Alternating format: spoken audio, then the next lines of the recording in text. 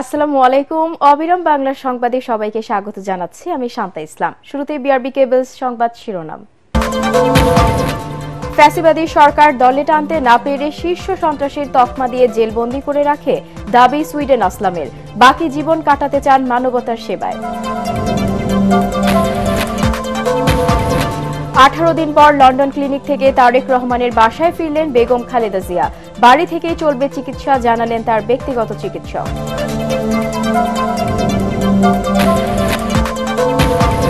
বেঙ্গালুরুতে এক বাংলাদেশি তরুণীকে ধর্ষণের পর হত্যা, ভারতীয় গণমাধ্যমের তথ্য। স্বামীর সাথে অবৈধভাবে বাস করতেন দেশটিতে।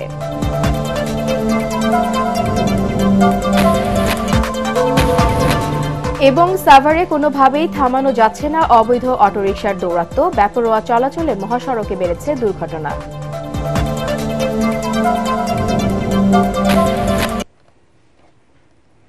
শুনছিলেন বিআরবি কেবলস সংবাদ শিরোনাম। এবারে জানিয়ে দিব বিস্তারিত সংবাদ। স্বাভাবিক জীবনযাপন আর আর্তমানবতার সেবায় বাকি জীবনটা কাটিয়ে দিতে চান আলোচিত সুইডেন আসলাম। তার বিরুদ্ধে আনা সব অভিযোগ মিথ্যা ও উদ্দেশ্য প্রণোদিত দাবি করে বলেন, ফ্যাসিবাদী সরকার তাকে দলে টানতে না পেরে শীর্ষ সন্ত্রাসীর তকমা দিয়ে 27 বছর জেলবন্দি করে রাখেন। বলেন, গুম ও ক্রসফায়ারের ভয়ে আওয়ামী লীগ সরকারের আমলে জামিনের চেষ্টাই করেনি। আসলামের কাছে সেই সময়কার মুক্ত বাংলাদেশের চেয়ে নিরাপদ ছিল কারাগারের বন্দি জীবন। এটিএন বাংলার সাথে একান্ত সাক্ষাৎকারে এসব কথা বলেন তিনি। সাক্ষাৎকার নিয়েছেন আমাদের বিশেষ প্রতিনিধি জিএম তসলিম। গত 3 দশকে দেশের শীর্ষ সন্ত্রাসী হিসেবে যাদের নাম এসেছে তাদের অন্যতম সুইডেন আসলাম। শেখ মোহাম্মদ আসলাম কিভাবে সুইডেন আসলাম হয়ে গেলেন সেই গল্প বলতে গিয়ে আবেগপ্রবণ হয়ে যান তিনি। বলেন, তিনি পরিস্থিতির শিকার। ফ্যাসিস্টদের দ্বারা রেখে যাওয়ার নাম আমার পিছু ছাড়ছে না।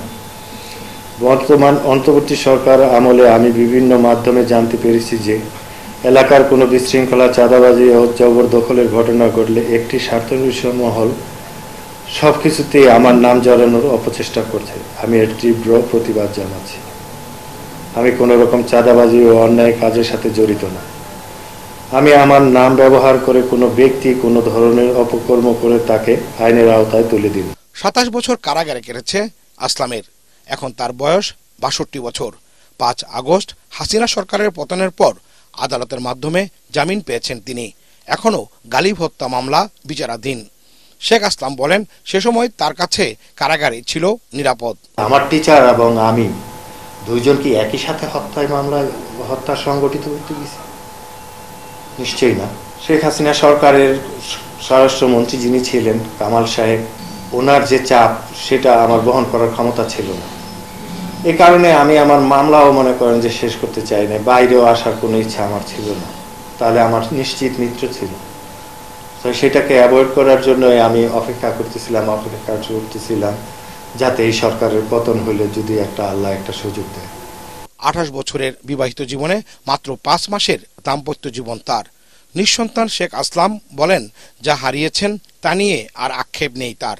জীবনের বাকি দিনগুলো মানুষের সেবায় ব্যয় করার ইচ্ছা তার। এরই মধ্যে নানা সামাজিক কর্মকাণ্ডে নিজেকে যুক্ত করেছেন আসলাম। রাজধানীতে তার বাসায় প্রতিদিনই ভিড় করেন সেবা প্রত্যাশী নানা বয়সী মানুষ। এসব মানুষকে নিয়ে স্বপ্ন দেখেন আসলাম। বলেন, আর যেন কোনো যুবককে মিথ্যা অপবাদে সন্ত্রাসী তালিকায় নাম লিখিয়ে নির্বাসিত জীবন কাটাতে না হয়। সন্ত্রাস আসলে সুন্দর কোনো বিষয় না।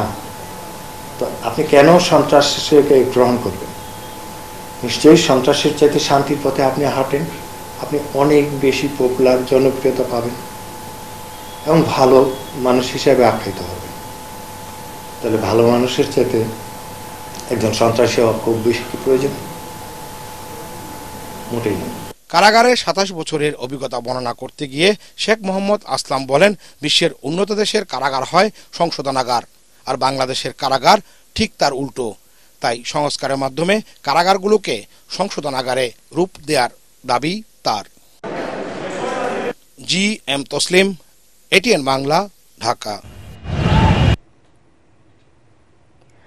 18 দিনের চিকিৎসা শেষে লন্ডন ক্লিনিক থেকে ছেলে তারেক রহমানের বাসায় গেছেন বিএনপি চেয়ারপারসন ও সাবেক প্রধানমন্ত্রী বেগম খালেদা জিয়া। চিকিৎসকদের পরামর্শে হাসপাতাল থেকে ছাড়পত্র দেওয়া হয়েছে তাকে। খালেদা জিয়ার ব্যক্তিগত চিকিৎসক ডাক্তার AZM জাহিদ হোসেন এই তথ্য জানিয়েছেন। তিনি আরও জানান, ছেলের বাসা থেকেই তার পরবর্তী চিকিৎসা চলবে। গত 7 জানুয়ারি কাতারের আমিরের পাঠানো বিশেষ এয়ার অ্যাম্বুলেন্সে করে যুক্তরাজ্যে পৌঁছান বেগম জিয়া। এয়ারপোর্ট থেকে সরাসরি হাসপাতালে নেওয়া হয় তাকে।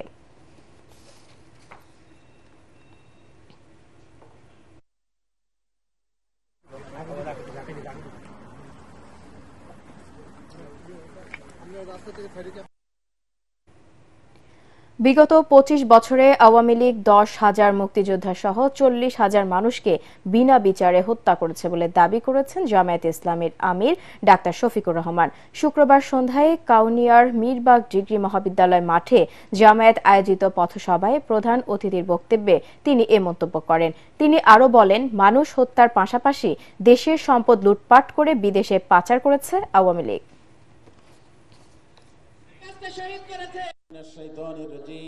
সকল দল নিষিদ্ধ করে একদলীয় বাকশাল গড়ে তুলেছিল, সেনাবাহিনীকে ধ্বংস করার জন্য রক্ষী বাহিনী গঠন করেছিল। এই দলই আবার 1996 সালে ক্ষমতায় এসে সারা বাংলাদেশে ছোপ ছোপ রক্ত আর কাড়ি কাড়ি লাশ উপহার দিয়েছিল। আবার 2009 সালে এসে তারা সেই একই কাজ করেছে। অবশ্য 9 সালে ক্ষমতায় আসলে কি করবে এটা আবার 6 সালের 28 অক্টোবর জানিয়ে দিয়েছে। লক্ষ্মীপুরটার তাণ্ডবে এদেশের নিরীহ মানুষগুলোকে খুন করেছে স্পষ্ট দিবালোকে। ভারতের বেঙ্গালুরুতে এক বাংলাদেশি তরুণীকে ধর্ষণের পর হত্যা করা হয়েছে। শুক্রবার সকালে তার মরদেহ উদ্ধার করে পুলিশ। রামমূর্তি নগরের কলকেরে লেকে তার মরদেহ পাওয়া যায় বলে জানিয়েছে ভারতীয় সংবাদ মাধ্যম টাইমস অফ ইন্ডিয়া। পুলিশ জানিয়েছে, হত্যার শিকার তরুণীর নাম নাজমা। তিনি বিবাহিত এবং স্বামীর সঙ্গে সেখানে থাকতেন। সেখানকার একটি বাসায় গৃহপরিচালিকার কাজ করতেন। গত বৃহস্পতিবার ওই বাসার কাজ শেষে বের হওয়ার পর থেকেই নিখোঁজ হন নাজমা। পুলিশ জানায়, নাজমার মাথা ও মুখে আঘাতের চিহ্ন রয়েছে। হত্যাকাণ্ডের সঙ্গে জড়িতদের খুঁজে বের করতে তদন্ত শুরু করেছে পুলিশ। ভারতের সংবাদ মাধ্যমগুলো নাজমার স্বামী ও ভাইয়ের বরাত দিয়ে জানিয়েছে, ওই তরুণী ভারতে অবৈধভাবে বাস করছিলেন। তার কাছে বাংলাদেশের পাসপোর্ট নেই। তবে নাজমার স্বামী সুমন বৈধভাবে গত 6 বছর ধরে ভারতে বসবাস করে আসছেন। তার কাছে বাংলাদেশি পাসপোর্টও আছে। তিনি সেখানে সিটি কর্পোরেশনের ময়লা পরিশোধনের কাজ করেন। এই দম্পতির ঘরে 3 সন্তান আছে, যারা বাংলাদেশে নিজ আত্মীয় স্বজনদের কাছে থাকে। সাভারে কোনোভাবেই থামছে না অবৈধ অটোরিকশার দৌরাত্ম্য। ব্যাটারি চালিত এসব অবৈধ যান আগে শুধু এলাকার ভেতরে চললেও এখন দপিয়ে বেড়াচ্ছে মহাসড়ক। বিভিন্ন স্টপেজে আলাদা লেন থাকলেও কোনো নিয়ম নীতি না মেনে যেখানে সেখানে যাত্রী ওঠানামা করছে এর চালকরা। বেপরোয়া এসব বাহনের কারণেই মহাসড়কে বেড়েছে দুর্ঘটনা। স্থানীয়রা বলছেন, প্রশাসনের প্রশ্রয়ে সাভার, আশুলিয়া, ধামরাইয়ে পাল্লা দিয়ে বাড়ছে এর সংখ্যা। সাভার থেকে শেখ বাসারের রিপোর্ট, জানাচ্ছেন জাহিদুল আলম। সাভারের হেমায়তপুর বাস স্ট্যান্ডের প্রতিদিনের চিত্র এটি। সাধারণ মানুষের চলাচলে গতি আনতে রাস্তায় নামা এসব অটোরিকশা উল্টো গতিরোধ করছে। শুধু হেমায়তপুর নয়, সাভারের নবীনগর, চন্দ্রা, বাইপেল, আবদুল্লাপুর মহাসড়কেও একই অবস্থা। অন্যদিকে মহাসড়কে এগুলো যেন পাল্লা দেয় মোটরযানের সাথে। গতির এই প্রতিযোগিতায় প্রায় ঘটছে দুর্ঘটনা। মারাত্মক জখম থেকে শুরু করে সড়কে প্রতিদিন প্রাণ ঝরছে বহু মানুষের। উচ্চ গতির এই বাহনের বেপরোয়া চালকদের নিয়েও রয়েছে নানা অভিযোগ। অটোরিকশার জন্য আমরা ঠিকমতো চলাচল করতে পারি না, অনেক দুর্ঘটনা ঘটে যায় সময়তে। যানজটের কারণে আমরা অনেক ভুক্তভোগী। অটোরিকশা সরালে জ্যামও ক্লিয়ার আর রাস্তাটা অনেক সুন্দর দেখাবে। লোড গাড়ি নিয়ে ভাঙা রাস্তা, ওটা তো খুব ঝামেলা করে, এটি ক্লিয়ার করেন আপনারা। অটোরিকশা চলাচল নিয়ন্ত্রণে প্রশাসন সহ সংশ্লিষ্ট মহলের সঠিক নজরদারির অভাবকে দায়ী করছে সচেতন মহল। নিরাপদ শরীরের পক্ষ থেকে আমাদের আহ্বান থাকবে, তারা অতি দ্রুতই এটা নিয়ন্ত্রণের জন্য সড়কের শৃঙ্খলা পেরাতে এই উদ্যোগটা গ্রহণ করবে। এদিকে মহাসড়কে অবৈধ অটোরিকশা চলাচল বন্ধে নিয়মিত কার্যক্রম পরিচালনার কথা জানায় সাভার হাইওয়ে থানা পুলিশ। অটোরিকশা বা ব্যাটারি চালিত 3 হুইলার তারা অনেকে অবৈধভাবে চলাচলের চেষ্টা করতেছে। আমরা প্রতিনিয়ত এই অটোরিকশাগুলোর বিরুদ্ধে আইনগত ব্যবস্থা নিচ্ছি এবং আমাদের কার্যক্রম ভবিষ্যতে আরো জোরদার হবে। দেশের মহাসড়ক আরও নিরাপদ করতে বেপরোয়া এসব অটোরিকশার চলাচল নিয়ন্ত্রণ ও চালকদের প্রশিক্ষিত করবে প্রশাসন, এমনটাই আশা সাধারণ মানুষের। Bureau report, ATN Bangla. মহাকবি মাইকেল মধুসূদন দত্তের ২০১তম জন্মবার্ষিকী আজ। বাংলার নবজাগরণ সাহিত্যের অন্যতম পুরোধা ব্যক্তিত্ব ছিলেন তিনি। কবির জন্মবার্ষিকী উপলক্ষে তার জন্মস্থান কেশবপুরের সাগরদাড়িতে জেলা প্রশাসনের আয়োজনে মধুমেলা সাংস্কৃতিক অনুষ্ঠানের আয়োজন করা হয়েছে। এ উপলক্ষে শুক্রবার সন্ধ্যায় প্রধান অতিথি হিসেবে সপ্তাহব্যাপী মধুমেলার উদ্বোধন করেন খুলনা বিভাগীয় কমিশনার ফিরোজ সরকার। এরপর অনুষ্ঠিত হয় আলোচনা সভা। জেলা প্রশাসক আজহারুল ইসলামের সভাপতিত্বে সভায় অন্যান্যরা বক্তব্য রাখেন। এবারের মধুমেলায় জুলাই আগস্টের ঘটনা প্রবাহ নিয়ে ছবি প্রদর্শিত হচ্ছে। সেই সাথে মেলায় দর্শনার্থীদের বিনোদনের জন্য মধুমঞ্চে কেশবপুর ও যশোরের শিল্পী গোষ্ঠীর পাশাপাশি দেশ বরেণ্য কবি, সাহিত্যিক ও শিল্পীরা সাংস্কৃতিক অনুষ্ঠান করবেন। এছাড়া মেলায় থাকছে প্যান্ডেলে সার্কাস, জাদু প্রদর্শনী সহ বিভিন্ন আয়োজন। এবার সন্ধানী লাইফ ইন্স্যুরেন্স আন্তর্জাতিক সংবাদ।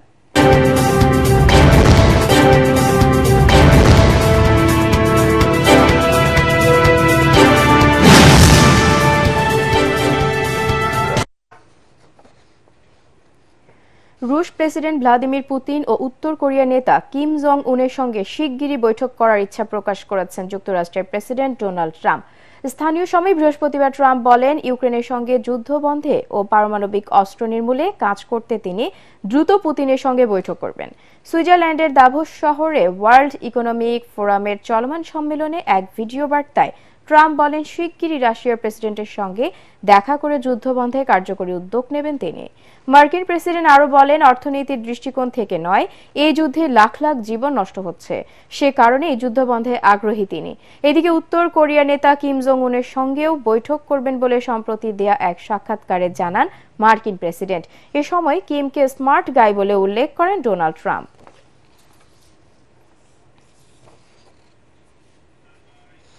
পার্টেক্স খেলার খবর।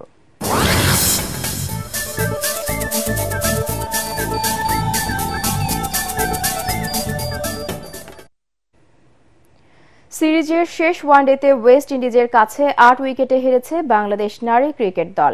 ৩ ম্যাচের সিরিজে ২-১ ব্যবধানে পরাজিত হওয়ায় আগামী ওয়ানডে বিশ্বকাপে সরাসরি খেলার সম্ভাবনাও হারালো নিগার সুলতানা জ্যোতিরা। তবে বাছাই পর্ব খেলে বিশ্বকাপের মূল পর্বে যাওয়ার সুযোগ এখনও থাকছে টাইগার্সদের। সেন্ট কুইটসের ওয়ার্নার পার্কে টস জিতে ব্যাটিং করে ওয়েস্ট ইন্ডিজের নিয়ন্ত্রিত বোলিংয়ে ১১৮ রানে অল আউট হয় বাংলাদেশের মেয়েরা। দলের পক্ষে সর্বোচ্চ ৩৭ রান করেন শারমিন আক্তার। ক্যারিবিয়ান বোলার কারিশমা রামারেক ১২ রানে ৪ উইকেট তুলে নিয়ে বাংলাদেশের ধস নামান। জবাবে ২ উইকেটে ১২২ রান তুলে ১৩৫ বল হাতে রেখেই জয় পায় ওয়েস্ট ইন্ডিজের মেয়েরা। বছরের প্রথম গ্র্যান্ড স্ল্যাম অস্ট্রেলিয়ান ওপেন টেনিসের নারী এককের ফাইনালে আজ লড়বেন আরিনা সাবালেঙ্কা ও মেডিসন কিস। মেলবোর্ন পার্কে খেলাটি শুরু হবে বাংলাদেশ সময় দুপুর ২:৩০টায়। শিরোপা লড়াইয়ে ফেভারিট হিসেবেই নামবেন বিশ্বের ১ নম্বর তারকা বেলারুশের সাবালেঙ্কা। তিনি জিতলে টানা তৃতীয়বারের মতো এই গ্র্যান্ড স্ল্যাম জয়ের কৃতিত্ব অর্জন করবেন। তবে ১৯ নম্বর বাছাই মেডিসন কিসও ছেড়ে কথা বলবে না, কারণ ২০১৭ সালের পর কোনো গ্র্যান্ড স্ল্যামের ফাইনালে উঠলেন তিনি।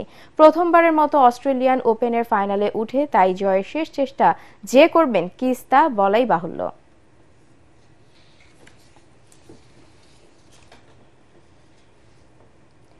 শেষ করার আগে বিআরবি কেবলস সংবাদ শিরোনাম আরও একবার। ফ্যাসিবাদী সরকার দলে টানতে না পেরে শীর্ষ সন্ত্রাসী তকমা দিয়ে জেলবন্দি করে রাখে দাবি সুইডেন আসলামের। বাকি জীবন কাটাতে চান মানবতার সেবায়। 18 দিন পর লন্ডন ক্লিনিক থেকে তারেক রহমানের বাসায় ফিরলেন বেগম খালেদা জিয়া।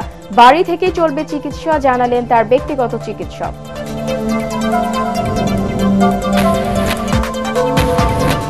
বেঙ্গালুরুতে এক বাংলাদেশি তরুণীকে ধর্ষণের পর হত্যা, ভারতীয় গণমাধ্যমের তথ্য। স্বামীর সাথে অবৈধভাবে বাস করতেন দেশটিতে।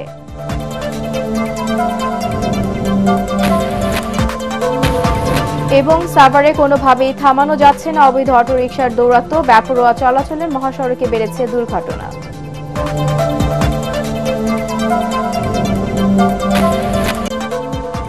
পরবর্তী সংবাদ দেখার আমন্ত্রণ জানিয়ে এখনকার মতো শেষ করছে এটিএন বাংলা সংবাদ। ইউটিউবে দেখতে ব্রাউজ করুন youtube.com/ATN Bangla News। ধন্যবাদ।